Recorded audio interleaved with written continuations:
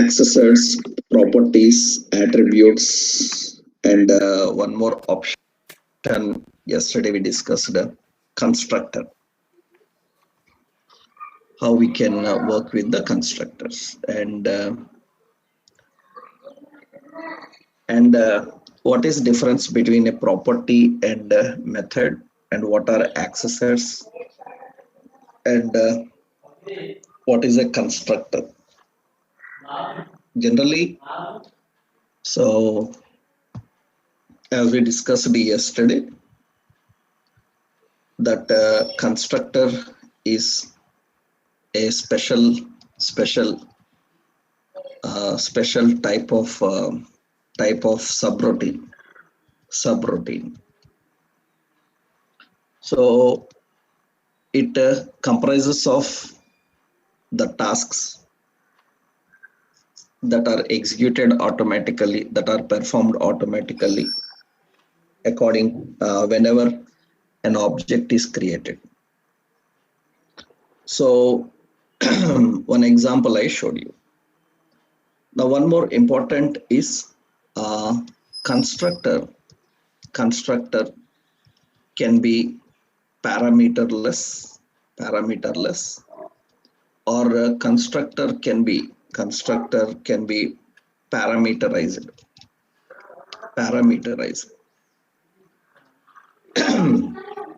That means it can be parameterless or parameterized. If constructor is parameterized, so that means parameterized, then every parameter is mandatory. Every parameter is mandatory. If constructor is parameterized, every parameter is mandatory.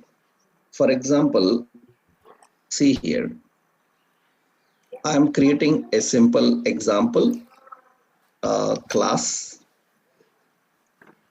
database, that is the class.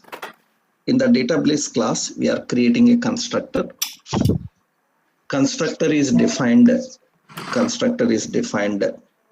so by using the keyword constructor, and constructor is anonymous, it doesn't require any name. And how constructor is accessed? You create an object, obj, so or say Oracle, and so new database. That means this constructor can be invoked automatically. It is invoked automatically. If constructor is parameterized, that means we need to pass the parameters into constructor. So constructor can have parameters. So when you are learning about parameters, you need to know one technical point. So you are learning for constructor, methods, functions, constructors, all are same actually. So we have a constructor, and into that we are passing configuring a parameter. So whenever you create an object for class name, that means when you create a new class name, and you call the constructor and you pass the value into the parameter. In the constructor declaration, whatever the parameter you defined, this parameter is called as formal parameter.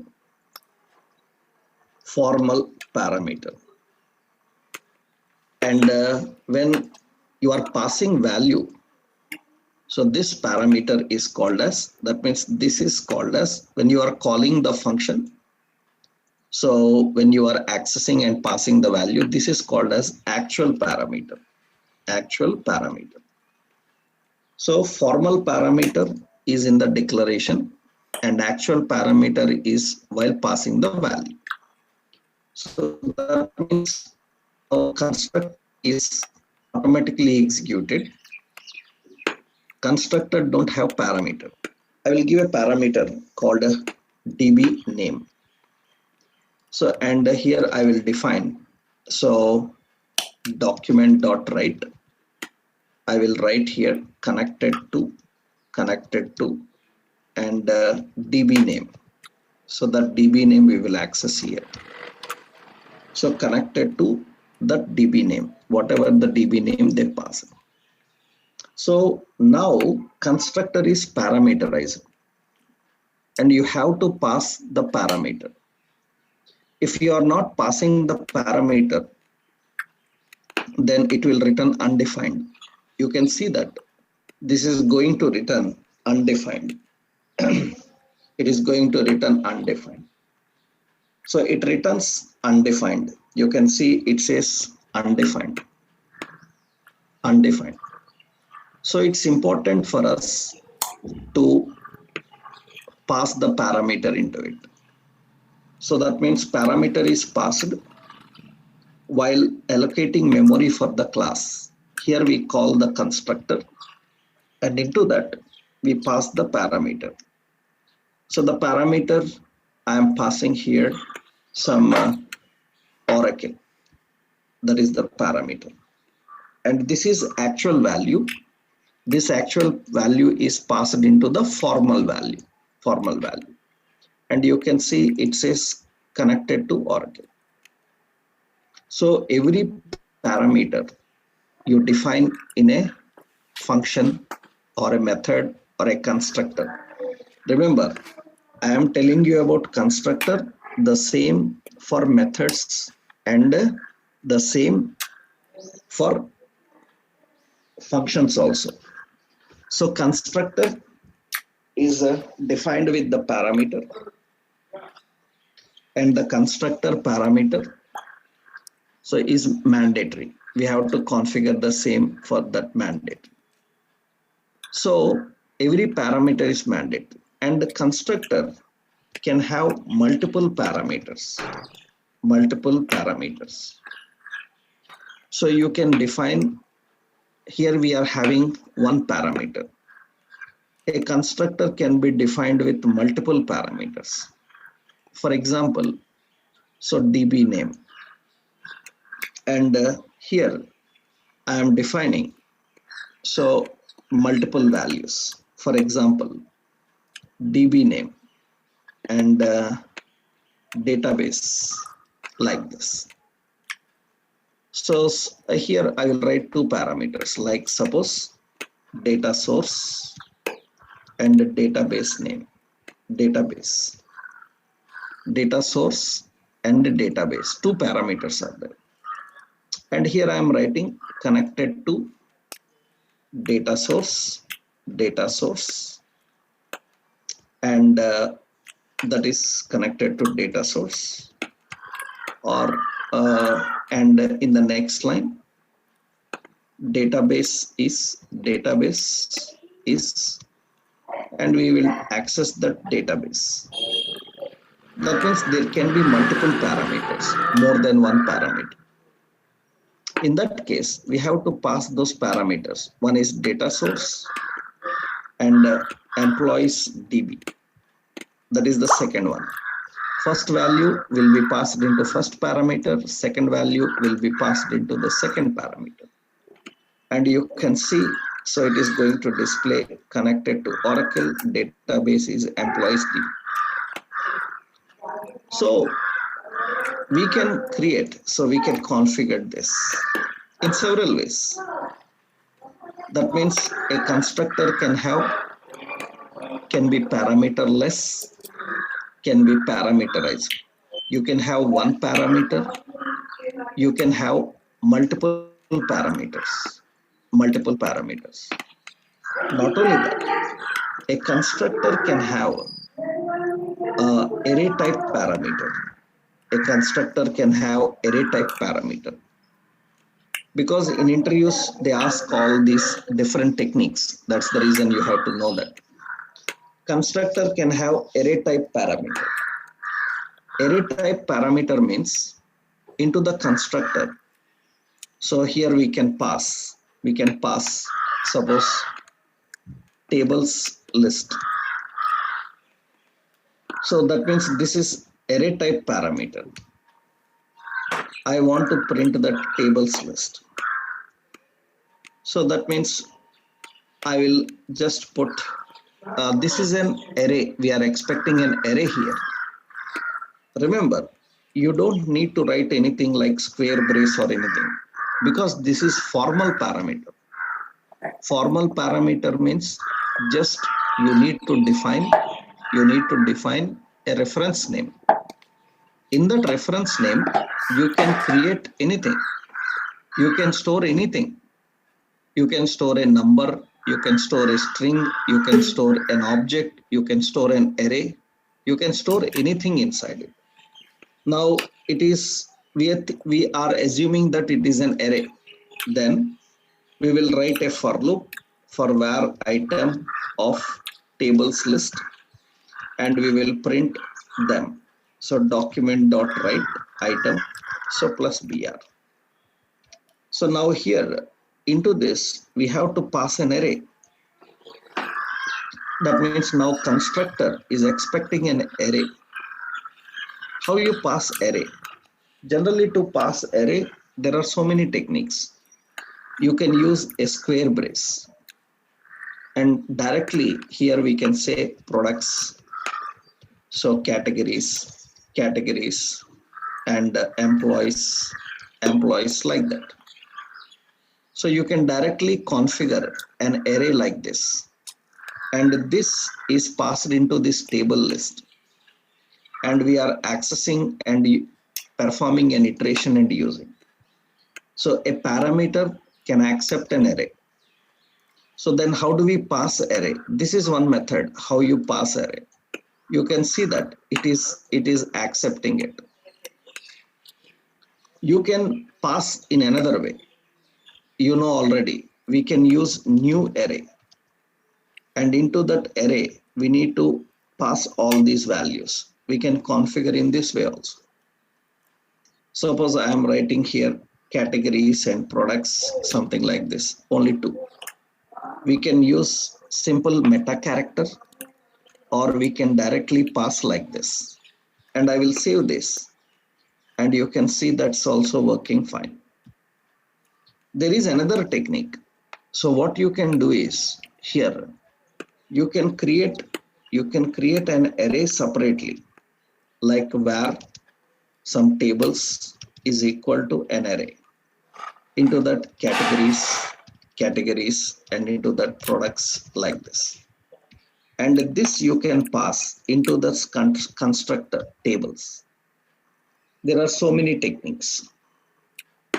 You can directly pass the meta character. You can directly pass the values. So that means you can directly pass new array, or you can create one array and pass it. That's also fine. It is also working fine. So a parameter in a constructor or a function or a method can be single parameter, can be multiple parameters, can be array type parameters. A parameter can be array type also, array type parameter. A parameter can be object type also, object type also. A parameter can be object type. Object type is nothing but, so here, this time I am writing like this. I am writing like this. Into the constructor, I am passing the parameter as connection string. And here, so our intention is this is an object and we are printing the details.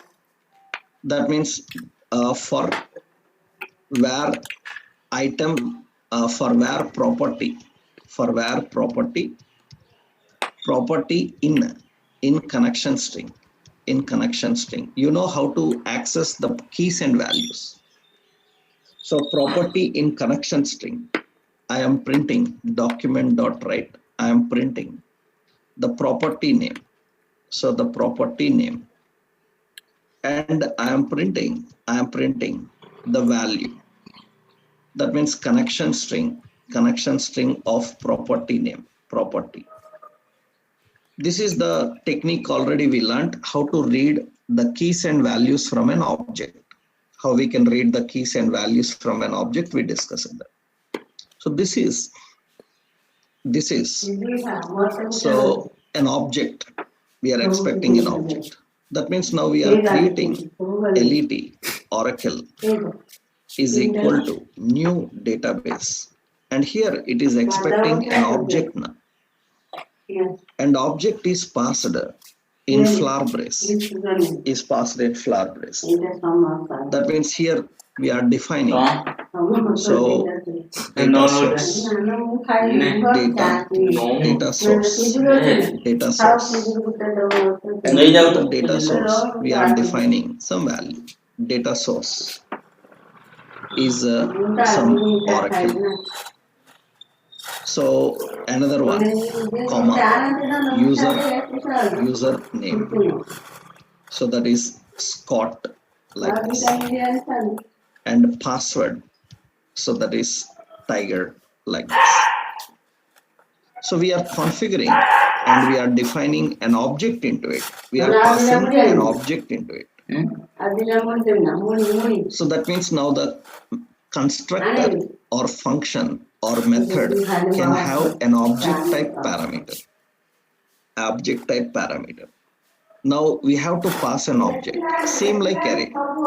You can directly pass an object and you can see it is going to print those details. I will keep everything in a next line. That means BR. And you can see it will print those details like this. Data source is Oracle, username Scott, password Tiger.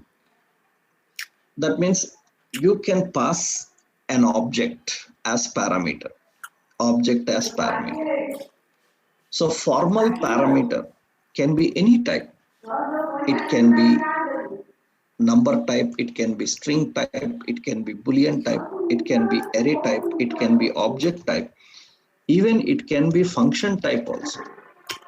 In many interviews, they ask this question. So in many interviews, they ask this question. So can we have a function as parameter? That is wrong question.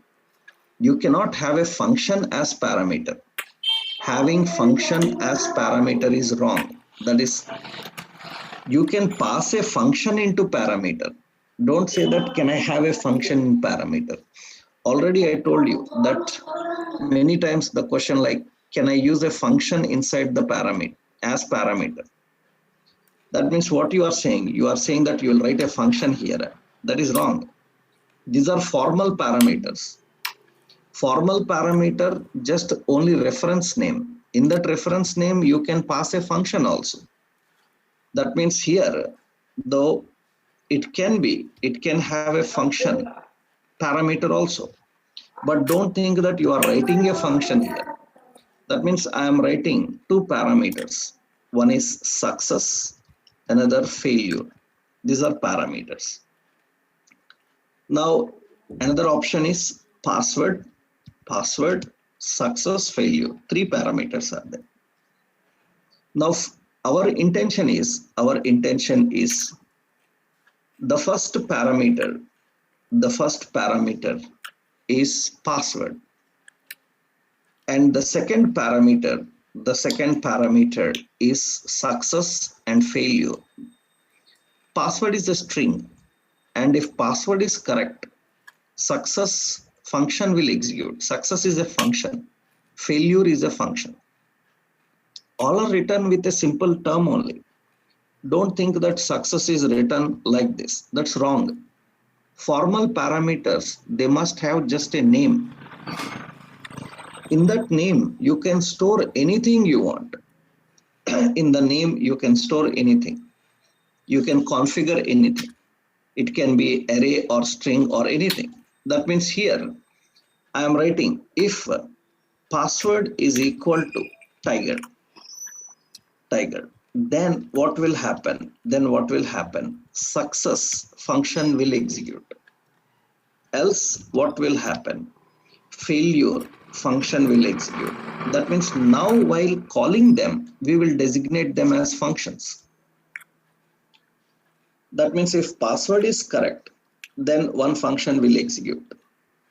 If password is wrong, then another function will execute. Another function will execute. So that means now here we create an object let oracle is equal to new database, and into that we are passing the password. Password is suppose tiger, and here if it is successful, then we need a function here. We write function here, we pass the function here. What this function have to do? It should display document.write. It should display document.write. It should say that, so connected to Oracle. This message should come. So, comma, another function is required. This function should say document.write. So it is invalid password. So invalid password. This message should come.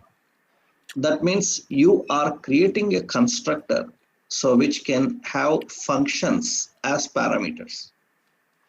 It doesn't mean that you write a function as parameter. It means that there can be function parameter. That means you just define a formal parameter, into that you can pass function. So if password is correct, then it will execute the first function. If the password is wrong, then it will execute the second function. That means the first function will be stored in the reference. So in the reference of success. Second function will be stored in the reference of failure. According to password, they are executed. And you can see that is going to say connected to Oracle. So that means the password is correct. Suppose if password is wrong, something wrong password, then failure function will execute. Then it will display invalid password. So a parameter can be any type. In many interviews, they ask this. Many times you will have this doubt.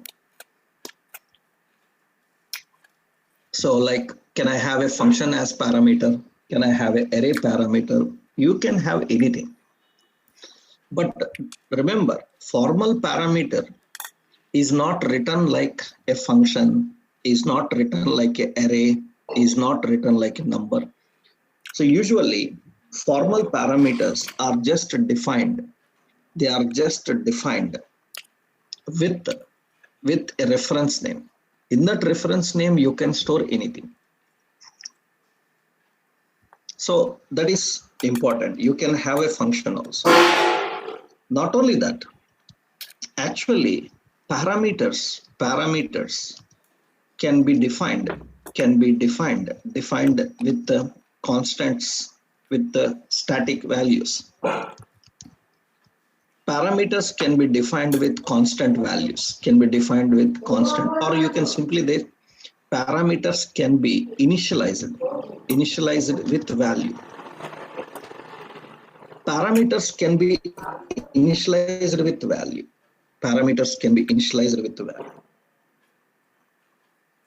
That means you can initialize the parameters with value. For example, initializing the value. That means suppose here we are defining. So let's define here like this. Constructor is having parameter source name is equal to, I am directly passing some value, is equal to Oracle, and DB name is equal to employee DB. Directly you are initializing value into it. Directly you are initializing the value. We are configuring and initializing the value directly into it. Now we are using it. Document.write. So here source is equal to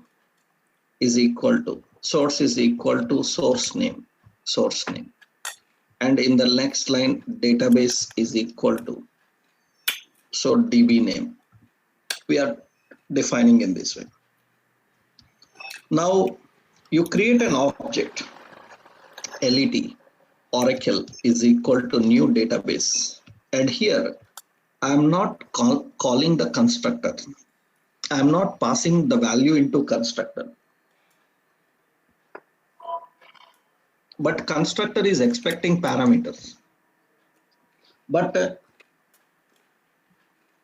those parameters are already initialized with value. Then see, when I run this, you can see they are working. That means you don't need to pass parameters if already parameters are initialized with value. So it will access and use them. You don't need to pass. If you pass, it will override them. Suppose I will write here MySQL, and I will write here products DB and products DB, and these will override them and display them here. If you don't pass them, if you don't pass at all, then automatically it will take those default values and it will use them. So that means the parameters can be initialized with value. If parameters are initialized with value, you don't need to pass the parameter. You don't need to pass the parameter. So remember, every parameter is mandatory, and every parameter have to follow the same order. So that means in the same order you have to define them, and you can store anything inside it. So, and you can even initialize values into the parameters. So you can configure the values into parameters. So parameters can be initialized with value. Now what happened is, in ES6, means JavaScript ES6 version, they introduced a new concept called REST parameters. So JavaScript have REST parameters, so introduced in ES6. This is new type of parameter. What is REST parameter is, one formal parameter can take many values. That is the advantage of REST parameter. That means if I want to pass 10 values, I need 10 parameters here. I need 10 parameters to define. But we can create one parameter which can pass, which can access all the values. That means technically, for example, see, I am writing here list, and I will write an iteration for var item. So in of list I am printing that item, document.write item br. So we are performing iteration and printing. And here I am currently, constructor is expecting only one parameter, but it is a list type. Now see what I am doing here. I am typing here some TV, so some mobile, and some shoe, something like this. This is invalid. Why? Because if it is an array, you have to pass in square brace, or you say new array. If you directly pass like this, it thinks 3 parameters are there. Now what it will do is,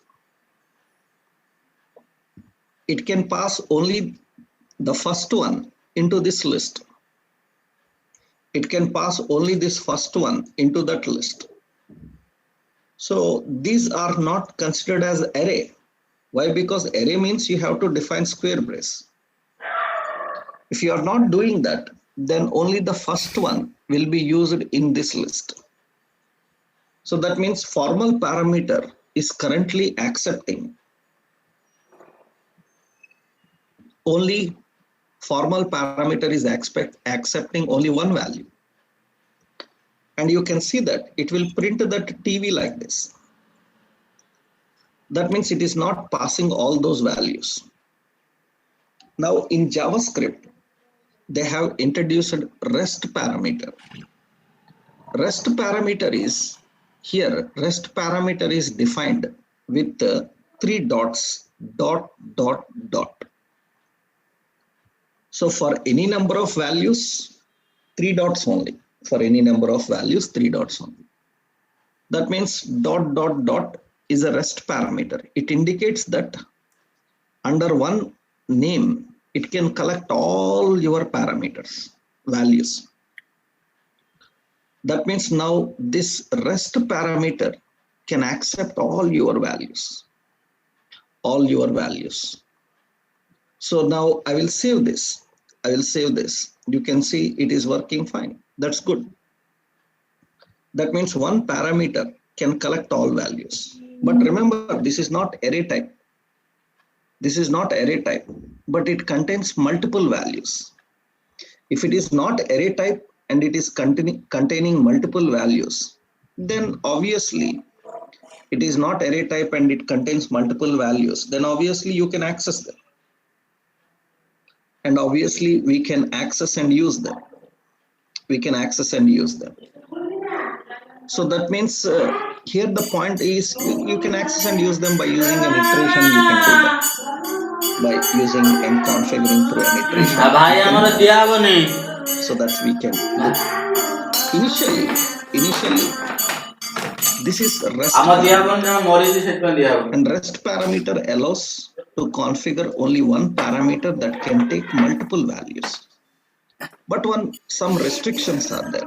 Restriction is nothing but every constructor or method or function can have only one REST parameter.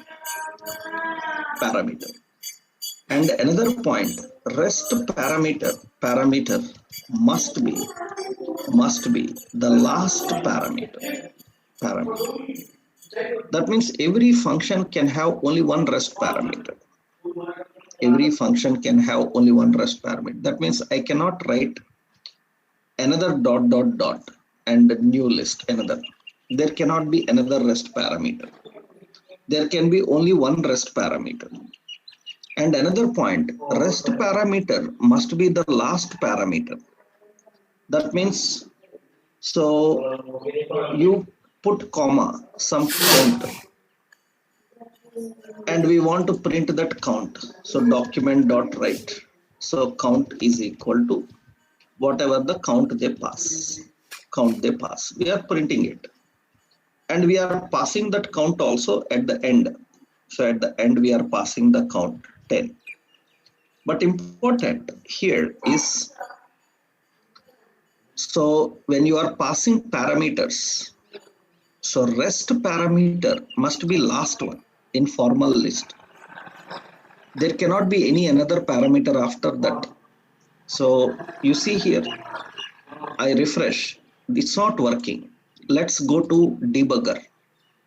In that console, you see, it says that REST parameter must be last formal parameter. So REST parameter is a new one. And REST parameter must be the last formal parameter. It must be the last formal parameter. So you cannot have any another parameter. You cannot have any another parameter after it. You can have before it. That means this count I can keep before it. Count, and I put a count. And here I have to pass that count here 10. And you can see that is working fine. That's no problem. So when you are using REST parameters, you can configure REST parameter. But REST parameter can be only one. You cannot have multiple. So the parameters can be any type. And the new parameter is REST parameter. It allows you to declare one parameter that can take multiple values. You can access the values and you can use the values. But we have some restrictions for that. We have some configuration restrictions for that. So technically, whatever I told you about the constructor, configuring the constructor, so it is same for function. It is same for method also. That means function parameters also same, method parameters also. That means they can be single parameter, multiple parameter, array parameter, object parameter, function type parameter. It can have rest parameter. So same for functions and methods also. Technically the same for function and method. Now, when you are dealing with constructor is initializing the memory when a class is loaded into memory. In that initialized memory, you can perform some tasks implicitly. So without calling them and you accessing them. That is what intention is. But here some restrictions are there. It's not like your general object-oriented programming. That is why we said that JavaScript is not a OOP language. It supports some options of OOPs. Why? Because generally in OOP languages, can a class have multiple constructors? Can a class have multiple constructors? What do you say? Can a class have multiple constructors? You learned any OOP languages? If you learned any OOP languages, obviously you know that OOP languages, they can have multiple constructors. Constructor can overload, na? Right? Constructor can overload, na? Constructor overloading, right? So a constructor can overload. There can be multiple constructors. But in JavaScript, so constructor cannot overload. That means you defined a constructor here. And this constructor document.write, so database. And we are creating another constructor here. You cannot have multiple constructors. So document.write here as suppose this is I am defining C1 and here C2. Second constructor I am defining. I am creating an object let obj is equal to new database. And you are defining the constructor here. And there are multiple constructors defined here. And you can see here in the console, it says that so class can have only one constructor. It is not possible. It's not possible. Even in overloaded, suppose this is some x, and here we are using that x, and we are passing that x value as 10, something like this, parameterized. That means one is not having parameter, another is having parameter. No, you cannot have. A class may only have one constructor. But it's not so in other programming languages. Here it is mandatory. A class can have only one constructor. Constructor cannot overload. That's not possible in JavaScript.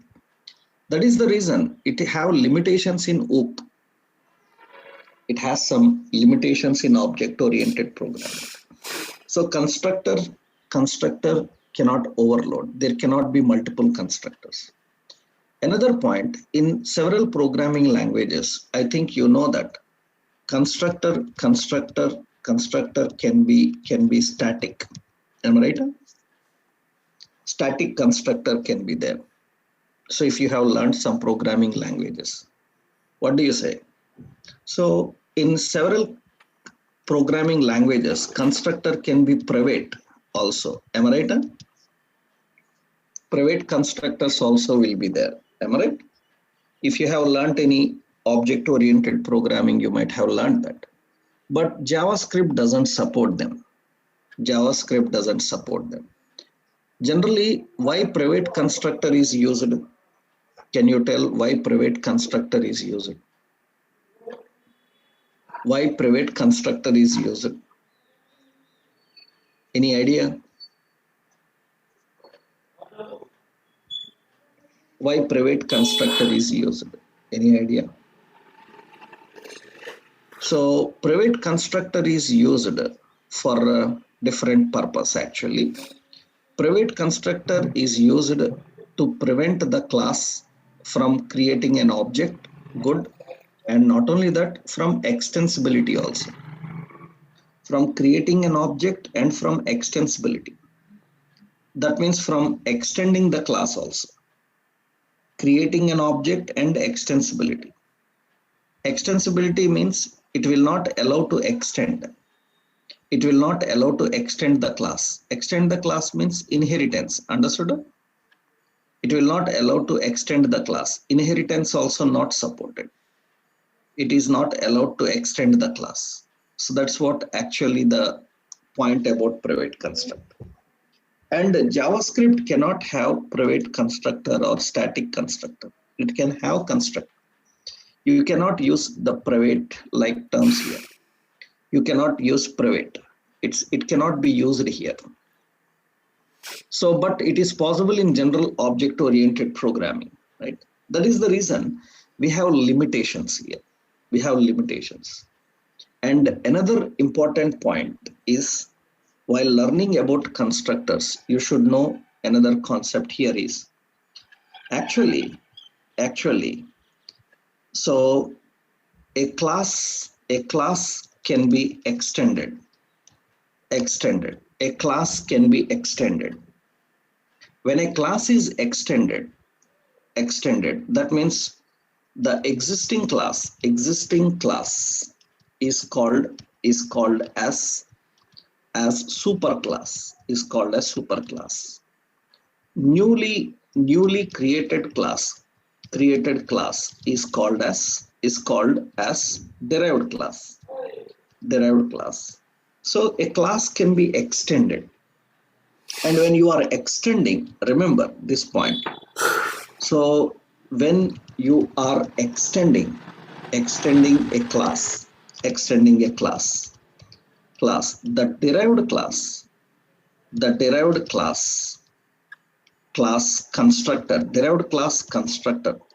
constructor must have a super call. This is a mandatory rule. I will show you what does that means. I will explain here. I will show you. See, we are having two classes. So class version 1. In version 1, so we have some properties. Suppose name. So name is a property. It is some Samsung TV. And price is some price. Okay. These are the two members in version 1.